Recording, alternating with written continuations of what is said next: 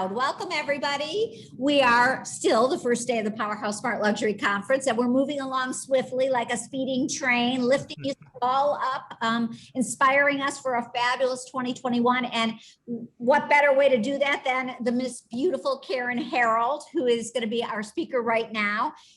I've known Karen for a while in our old days when we were at LG Construction Development and Core Spaces, and I was so thrilled that she accepted to be here today. Her title is Starting from Scratch, and originally I thought that was starting with her story, but it's actually a play on words, and she's going to talk a lot about how she does her design and what the influence is. And without further ado, Karen, let me turn it over to you. Thank you. Thank you for having me, Wendy. My first time I do anything like this virtual, so bear with me while that's happening. I thought it'd be a really good idea to tell you guys a little bit how I started and how it has driven my career, and also how I try to train my entire staff, which really always is starting from scratch and never repeat ourselves. Hopefully never repeat what others have done before us. So I thought the best way to do that is kind of taking you guys through my journey and show how I've done that. And I hope that will inspire other people to also really make their own mark in the world instead of repeating what other people have done so far. So a little quick introduction to me. So in 1998, I came on vacation to Chicago. It was planned for 2 weeks. It's gotten a little out of hand. As now at 2014, I started my own business, which there you see me with my dog in my own studio here in Chicago. And by now we have 25 designers and a very fast growing interior design business. In my past, what I've done, the very first thing that kind of put me on the map as a restaurant designer was Girl on the Goat in Chicago. Many people know that. Stephanie Izard, who obviously is an extremely talented chef and a great personality. She and I worked on this, and it was the first time that I was able to take a person and turn a personality into a space that would then, is there a way, Wendy, for me to turn off all these notifications that I'm getting when people are coming in? I don't know if Wendy's still here. Wendy, can you hear me? Yes, I'm going to do that for you right now, Karen. Thank you. Thank you, because I keep hearing all these buzzing. I know, I'm sorry. Okay, there you go.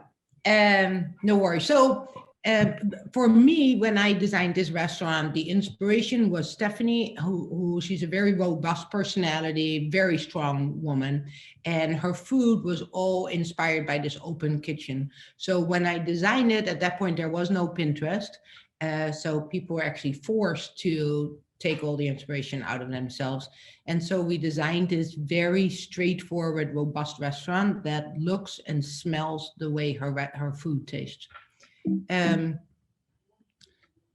Very different project that we just opened here is Beyond. It's a very new wellness club that integrates Eastern and Western approaches to wellness and healthcare. Again, the same principles applied. We take everything that we hear from these clients and we stay away from Pinterest, and well, I can't say it. Sometimes we use Pinterest, but not to look at what other people have been doing. So I'm going to show you through a few projects that we're doing, as we are not bound by any type of particular work. We do retail, like this little store, Foxtrot, which is really an online delivery store that turned into a very successful kind of hangout for the young ones who go here, have their coffee and work in this space. From healthcare to wellness to, this is a multifamily project we completed a few years ago. So for me, what we try to teach here is the difference between inspiration and reiteration, which I think a lot of people have a hard time distinguishing. And what I believe is many times when we start to look at what other people have done, we get distracted. Our brains just try to repeat that. Whereas if we go all the way to the beginning and actually start from scratch, we have a great opportunity to create something that hasn't been created before. So let's just start a little bit what inspires me as a person. And that's not always the same as what works here in our company, but for me personally and many projects that I personally get involved with are always inspired by fashion. It was my first love. My degree is actually in fashion design from Amsterdam, and the interior design didn't happen until I actually moved here. Textures that I find throughout everywhere. I like textures are a huge drive for me. I feel they completely change a space and have a really good opportunity to change people's moods as well. I'm very inspired by movies. Wes Anderson, it's a very easy one, but there's many movies and many TV shows where I get really distracted because I look so much to the set and the set design and kind of forget what the movie is about because I always think like, oh my gosh, imagine if that would be a hotel or a restaurant.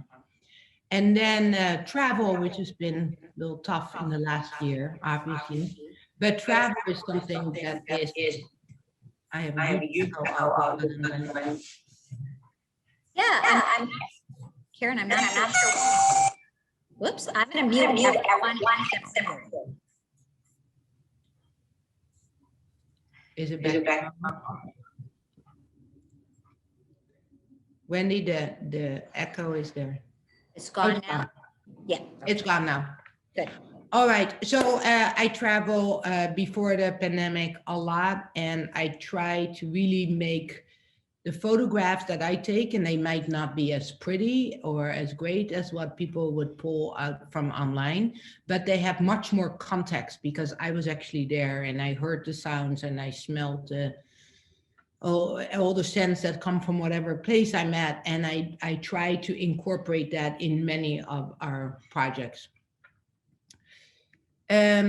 So I thought it might be a fun idea to bring you through a few projects that we've worked on in the last few years and show you a few snippets, and it's hard to do in this very short amount of time that we have, but show you a few snippets behind the scenes of the images that I come with, share with my team, and that's become the inspiration for, in this case, an entire hotel.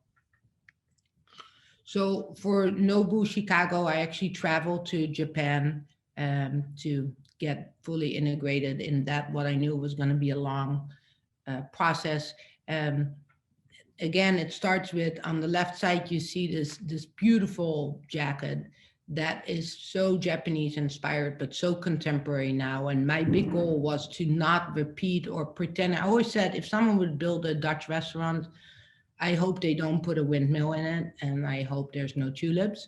And in the same way, I wanted to approach Nobu the same way. Like, we are in the West Loop, a very robust restaurant street here, and it's all extremely industrial. And let's work with that, but be inspired by Japan and not go to the cliches.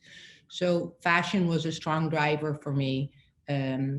These textures and these shapes that come from these roofing elements, deep indigo colors of plaster, and then all the craftsmanship that comes in these beautiful screens. So these are the elements that I gave to my senior design team and said, from this point, I believe this is enough for us to get started. This is a picture that the final photographer hasn't been going through yet, because for obvious reasons, none of the furniture is in a place where it needs to be because of the pandemic. But these are some images that we've been able to get our hands on, that you hopefully can see how some of those elements that we found are repeated in here. This is a rendering because the hallways weren't completed at that point. We used a lot of these really calm, I guess you would say more of the feeling of what I had when I was in Japan, where the lighting comes from the floor instead of from overhead. Proportions are done in a very different way, but created a very new experience that isn't because we found a Pinterest image online of someone else's corridors. This here is actually my own cell phone picture because for many of our projects, we create our own sculptures. In this case, the sculpture that you see here on the top is a sculpture we created ourselves, and I spent 2 weeks on high cherry pickers to install this fixture, which then became the reflection of that became the artwork for the walls. These columns that are throughout the whole space were inspired by samurai swords, of which we used the traditional wrapping that goes over the handle and express that in a plaster, and then created the light elements on these columns to reflect on the floor. GT Prime is a steakhouse we did here for a long-term client of mine. The group is called the Boca Group, and GT Prime is my second restaurant for the chef Giuseppe. And again, as most times, it starts with fashion. So at this point, when we created this must be 6-ish years ago, I felt a really strong need to start bringing much more celebration into restaurants and get away from all the industrial, simple approach to restaurant and really make this evening out more celebratory and making just the restaurant itself as the overall experience instead of being something to then afterwards go out for theater or whatever else you might do. So we wanted to bring a lot of drama in this place. My feeling about it is that I wanted to create a enchanted cabin in the woods and with a lot of drama and theater. So this girl inspired the entire project along with this setup that you see on the left. The restaurant then with the colors, it stayed really calm. We had a floor that was the colored, sounds a little gross, but the color of dried blood. So deep red color floor, and all the walls are wood and black wood actually. I think the strongest images are here where we commissioned a photographer to shoot these still lifes for us that read like still lifes painted by the old masters, but actually done in photography. So that's what you see in the background, and those are extremely strong. They're, I think they're 9 foot wide. They're really large, and they're shot like they're photographs. You see them a little bit better. One fun thing is that there's a lot of hints from the other restaurant that we did for him, which was a fish restaurant. My father, who is a old school painter, had done many paintings for that restaurant in which he hid little secrets that only the owners and myself know about, and it's kind of almost this Where's Waldo type of thing. And in these photographs, we hid very similar secrets that only the owners know and some select people that have asked for them. Like in here, you see these eggs, they have a stamp like they come from the farmers, and all the stamps are actually the initials of the children of the chef and the owners. There's a little scratching here in the tables that says McCracken because the chef calls everyone in the kitchen McCracken. So there's many little items like that where they're carried over only from a context and not from a visual from the other fish restaurant. Belmore is a fairly recent restaurant we opened for the same group. Also here in Chicago. Very different restaurant. The chef made this beautiful pie. It's called an oyster pie. There is actually an oyster on it. It is served with a glass of champagne, and it cost a ridiculous amount. I don't know, like $60 or something. So it's a very high classy restaurant. And my goal was to create an idea of a mansion. It's called the Belmore.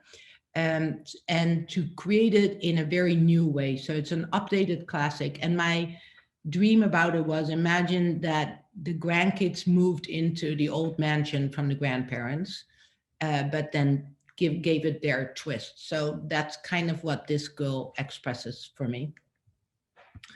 So this is an image of the restaurant. It's very elegant, but very young at the same time. You see even like the tassels that you see in the back by the curtains were inspired by the piping on her jacket and these little moments of this bright color red in it. Some other views of that same restaurant. And this is the private dining room in the back.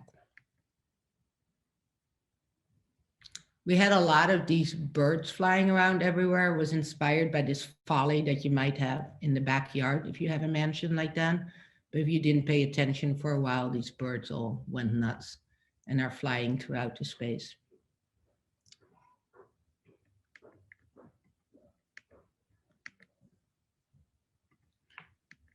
And I believe, guys, they didn't add the last thank you page, but this is the last page of kind of what I wanted to show with everyone. Karen, absolutely sensational. I mean, I knew I was excited to have you, but I had no idea. And literally, like a lot of our other presentations, we could have given you an hour and still not even had scraped the surface. So we hope that you'll definitely come back and present throughout the year.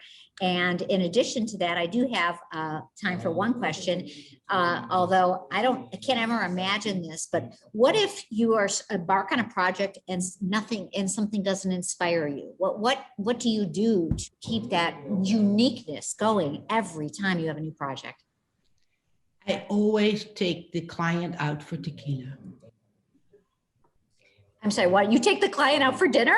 I love tequila. Okay, I love it. I have that a couple of times when a client asks me, like, what do you need from me?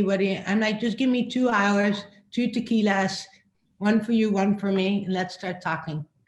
And then everything just goes automatically. Well, I owe you a tequila. That's for sure. Let's do that.